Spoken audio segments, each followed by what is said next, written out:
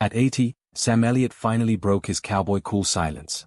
Known for his deep voice and no-nonsense demeanor, Elliot has now named the 7 actors he truly couldn't stand working with, calling one a diva in boots and another all ego, no talent. After decades in Hollywood, he's spilling the truth, and it's rougher than a desert standoff. Ready to hear the names? Let's dive in. Benedict Cumberbatch. In 2021, Sam Elliot ignited a firestorm of controversy when he launched a blunt and blistering critique of The Power of the Dog, Jane Campion's Oscar-winning psychological western. It wasn't a measured review. It wasn't diplomatic. It was pure, unfiltered Sam Elliot, raw, instinctive, and spoken like a man who'd spent a lifetime defending the soul of the American West. Appearing on a podcast, Elliot didn't hesitate to eviscerate the film, dismissing it as a pretentious misfire. What stunned listeners most wasn't just his criticism of the movie's slow pace or art-house direction, it was how personal the attack felt. Elliot zeroed in on Benedict Cumberbatch, the film's brooding lead, with laser-like contempt. He ridiculed the British actor's stiff posture, clipped voice, and polished delivery, calling it a prissy portrayal of a Western rancher. What the hell does this Brit know about the American West? Elliot growled, his voice thick with disbelief and disapproval. The comment wasn't just about acting technique, it was about authenticity, a value Elliot holds sacred. To him, Cumberbatch's portrayal was artificial, the kind of performance that treats cowboy life as costume drama, not lived reality. The backlash was swift and fierce. Critics and film scholars accused Elliot of gatekeeping the genre, of being out of touch with the modern, more inclusive interpretation of masculinity that The Power of the Dog dared to explore. Others said he was simply unwilling to let go of the stoic, hyper-masculine archetypes that once defined the Western, now being challenged and reimagined by new generations of filmmakers. But Sam Elliot didn't budge.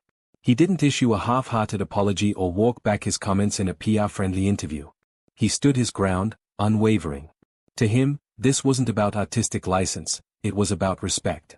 He believed the film fundamentally misunderstood the West, that it romanticized the aesthetics while missing the grit, the silence, the unforgiving reality of that life. Worse, in Elliot's eyes, it disrespected the traditions it claimed to honor by turning the cowboy into something fragile and alien rather than flawed and human. Though Benedict Cumberbatch never responded publicly, insiders later said he was deeply stung by the remarks. After all, Cumberbatch had poured himself into the role, even learning ranch work and staying in character off-camera. But for Elliot, no amount of method acting could bridge what he saw as a fundamental cultural disconnect. To this day, Sam Elliot has never softened his position. In his worldview, the West isn't something to be interpreted, it's something to be understood. It isn't a costume, a lighting scheme, or an Oscar campaign.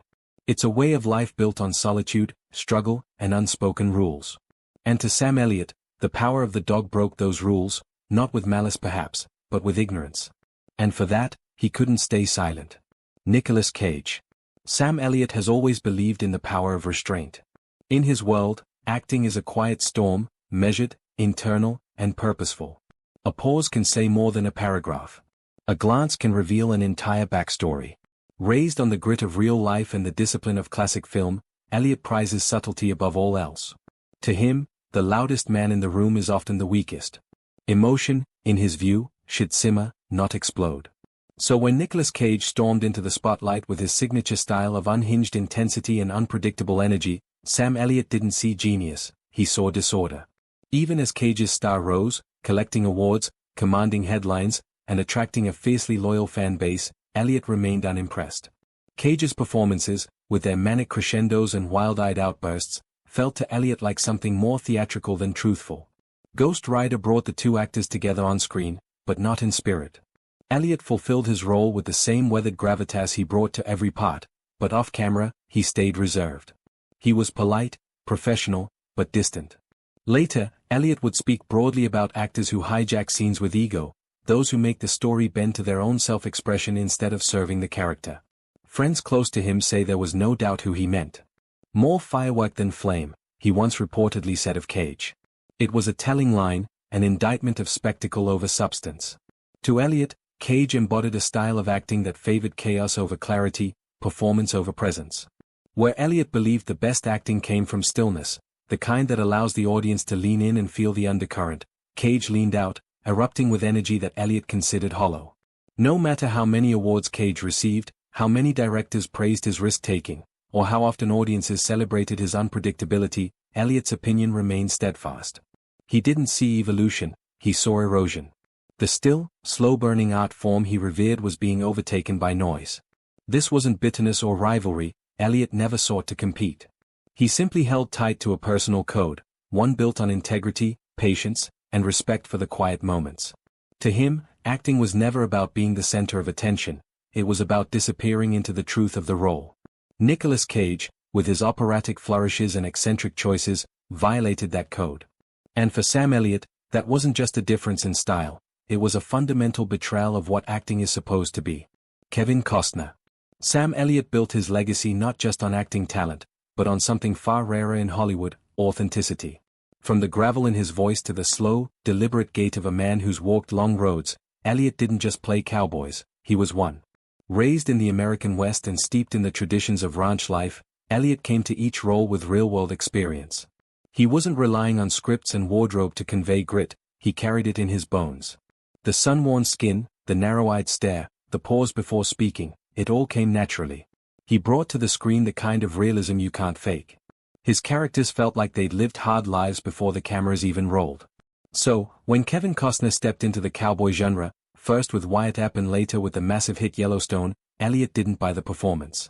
Costner, in Elliot's view, represented Hollywood's polished version of the West, the kind where the boots are clean, the dialogue smooth, and the cattle don't smell like anything at all. While Costner delivered brooding intensity and commanded the screen, Elliot saw through it. To him, it was all too pretty, too measured, more fashion spread than frontier hardship. In a private conversation with a close friend, Elliot reportedly scoffed, "He plays a rancher like it's dress-up, like he's cosplaying something he doesn't truly understand." That wasn't just a jab at Costner's acting, it was a commentary on an entire culture of storytelling that, in Elliot's eyes, had lost touch with its roots. He believed the Western was sacred, not a genre, but a philosophy. It stood for a quiet strength, a code of honor, and a respect for the land and those who worked it. He found none of that in Yellowstone. Though Yellowstone attracted millions with its sweeping vistas, generational conflicts, and Costner's gravelly delivery, Elliot remained unimpressed. He didn't see rugged reality, he saw a glorified soap opera in boots. Reports emerged that he'd even been offered a cameo on the show, perhaps as a nod to his status as a Western icon. But Elliot turned it down flat. One source close to the production claimed he dismissed it as soap opera with a cowboy hat. To him, the decision wasn't just about a single role, it was about values, integrity, truth. Accepting a part in something he didn't respect would have felt like a betrayal, not just to himself, but to the West he carried in his soul. The tension between Elliot and Costner never erupted into public feuds or open hostility. They never yelled, one longtime producer said, but the chill between them could freeze a desert. It wasn't personal, it was principle. Sam Elliott stood for the old code, the unspoken laws of grit and silence where honor rode taller than ego. Costner, for all his star power and success, symbolized a version of the West that Elliot didn't recognize, glossy, curated, cinematic, and hollow. Jared Leto. If there's one thing that grates on Sam Elliott more than anything else, it's pretension, not arrogance in the traditional sense, but the kind that masquerades as deep art, theatrics passed off as brilliance, attention-seeking disguised as commitment.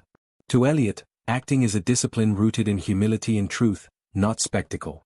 So, when Jared Leto began making headlines for his over-the-top method acting, sending rats to co-stars on Suicide Squad, remaining in character even offset, and blurring the lines between performance and persona, Sam Elliott didn't see a trailblazer, he saw a showman chasing headlines. His acting like acting is a carnival, Elliott reportedly told a longtime friend, rolling his eyes at what he viewed as performance art gone off the rails. To Elliott, there was nothing admirable about stunts dressed up as dedication. Craft, in his mind, wasn't supposed to be performative outside the camera's lens, it was internal, honest. You didn't need to terrorize your co-stars or live as your character 24/7 to deliver a great performance, you just had to know the truth of the story and disappear into it.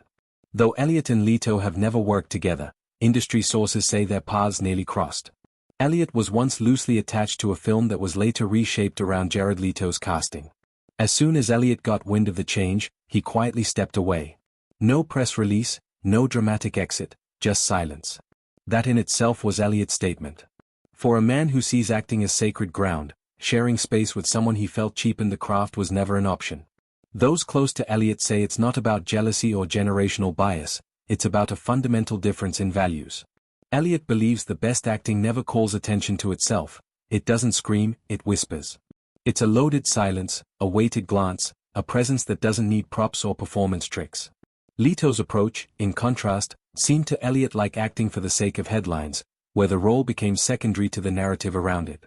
Jared Leto, with his Oscar and his cult following, may be respected in some corners of Hollywood, but in Sam Elliott's world, he represents everything the industry has lost: humility, restraint, and the quiet dignity of simply doing the work. To Elliot, acting isn't about transformation at any cost, it's about truth told simply. Jared Leto, in his eyes, is the poster child of a modern era obsessed with performance over purpose, shock over substance.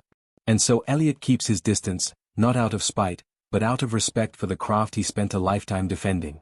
In a time when louder often means better, Sam Elliot remains committed to the quiet power of discipline and to walking away from anything that betrays it. Ashton Kutcher. To Sam Elliot, acting has never been about fame, followers, or feeding the algorithm. For him, it's a craft, something to be respected, earned, and carried with a quiet dignity. He comes from the old school, where every word spoken on screen should be rooted in truth and where presence is forged through lived experience, not media training.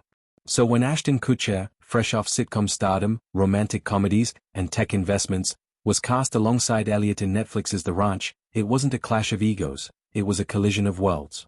From the start, Sam Elliot kept things professional. He showed up on set, delivered his lines with the same gravitas that had defined his decades-long career, and maintained a stoic distance. But according to several crew members, there was an undeniable tension in the air, subtle, but constant. Elliot wasn't known to rant or explode. Instead, he'd give a quiet shake of the head, a narrowed glance, or a muttered comment that said more than a monologue. One insider recalled overhearing him say, "He's a decent guy, but no real actor." That wasn't said out of jealousy or malice, it was, in Elliot's eyes, the hard truth. Kutcher, despite being affable and charismatic, represented something Sam Elliot had grown to distrust in modern Hollywood: a system that elevated charm over depth, image over substance. Where Elliot spent years climbing the ladder with bit parts, grizzled side characters, and slow-earned respect, Kutcher had skyrocketed to fame with sitcom one-liners, paparazzi coverage, and viral appeal. Publicly, Ashton Kutcher was gracious. He called Elliot a mentor, praised his experience, and often gushed about how lucky he was to work beside a legend. But behind the scenes, Elliot remained unconvinced. He once remarked in private, "His acting like a guy who saw acting on YouTube." To Elliot, it wasn't enough to play a role, you had to live it, understand it, wrestle with its truths. Kutcher's light-hearted energy, while crowd-pleasing, lacked the weight Elliot believed real storytelling demanded. Still, Sam Elliot never made it personal. He didn't sabotage scenes, refuse interaction, or try to overshadow his co-star. His resistance wasn't about ego, it was about standards, about holding the line for a craft that meant everything to him. In an industry increasingly driven by trends, Elliot viewed himself as a last sentinel, guarding the old code of discipline, depth, and authenticity. To him, acting was sacred ground. And while he might shake his head at the state of modern stardom, he would never compromise the principles that got him there. Not for ratings, not for relevance, not for anything. Jane Campion. In 2022, the ripple effects of Sam Elliott's harsh critique of the power of the dog reached their boiling point, and director Jane Campion didn't shy away from firing back. While accepting the top honor at the Directors Guild of America Awards, Campion stunned the audience by calling Elliot a little bit of a bitch, delivering the insult with the same precision Elliot was known for in his most cutting on-screen moments. It wasn't just a throwaway jab, it was a full-throated response to what she saw as an outdated, sexist, and provincial attack on her film, her craft, and, more pointedly, her right to tell a Western story. The feud began when Elliot, appearing on a podcast, blasted the power of the dog in unusually blunt terms. He dismissed the film's lead performance, mocked Benedict Cumberbatch's portrayal of a cowboy, and scoffed at the film's understanding of the American West. But what struck many as especially pointed was his criticism of Campion herself. In his view, a filmmaker from New Zealand had no business attempting to explore the psychological depths of cowboy culture. It wasn't just about geography, it was, to Elliot, about legitimacy. He saw her film not as a bold reimagining of the Western genre, but as a stylized outsider's interpretation lacking the lived-in truth he valued. Campion, known for her fierce intelligence and uncompromising vision, wasn't about to let that slide. At the DGA podium, she dismissed Elliot's authority on what makes a real cowboy. "He's not a cowboy," she said flatly. He's an actor. Her words echoed loudly across the industry, not just because they were aimed at a Hollywood legend, but because they punctured the very ethos Elliot had spent a career building. To many, it was a public reckoning of sorts, a confrontation between old Hollywood values and a new era of inclusive, genre-challenging storytelling. Campion didn't stop there. She accused Elliot's comments of being sexist, calling out his discomfort with the film's exploration of repressed masculinity and emotional complexity, especially under the direction of a woman. For Campion, Elliot's critique was not about the film's craft, but about control. It was, in her view, an attempt to gatekeep a genre historically dominated by male voices and perspectives. The fallout made headlines, and while Elliot didn't respond publicly to Campion's rebuke, insiders say he was unmoved. His principles remained intact, even if they cost him goodwill in Hollywood's elite circles. The rift between Elliot and the power of the Dog's creative team wasn't just a disagreement, it was a philosophical divide. It underscored the fact that Sam Elliott's anger doesn't discriminate. It isn't limited to actors who chase spectacle or performances he finds inauthentic. He's just as willing to clash with directors, no matter how celebrated, if he believes they've betrayed what the Western stands for. Jeff Bridges. There was a time when Sam Elliott and Jeff Bridges seemed like two sides of the same weathered coin. Both grounded, both soulful, both carrying a quiet weight that made every word they spoke on screen feel like scripture. When they shared the screen in The Big Lebowski, their chemistry was undeniable. Elliott's deep, deliberate cadence as the stranger balanced perfectly with Bridges' laid-back embodiment of the dude. Off-screen, the admiration felt real. They were men of similar cloth, stoic, authentic, born of grit rather than glamour. But something shifted in the years that followed, particularly after Bridges' Oscar win for Crazy Heart in 2010. While the win was well-deserved, Bridges gave a raw, heartbreaking performance as a washed-up country singer. Those close to Sam Elliott say it marked the beginning of a slow, quiet fracture. Jeff became harder to reach, one source said. He didn't change overnight, but there was a different tone in the way he carried himself. More curated, more polished, less available. To Elliott, the shift was subtle but undeniable. He'd built his career on the idea that success shouldn't change who you are. Fame was never the goal, truth was. When he saw Jeff Bridges begin to move in more elite circles, give glossier interviews, and adopt the tone of someone deeply aware of their Hollywood stature, Elliot felt a distance grow. It wasn't envy, it was disappointment. He believed he'd lost a kindred spirit to a version of the industry they once quietly resisted together.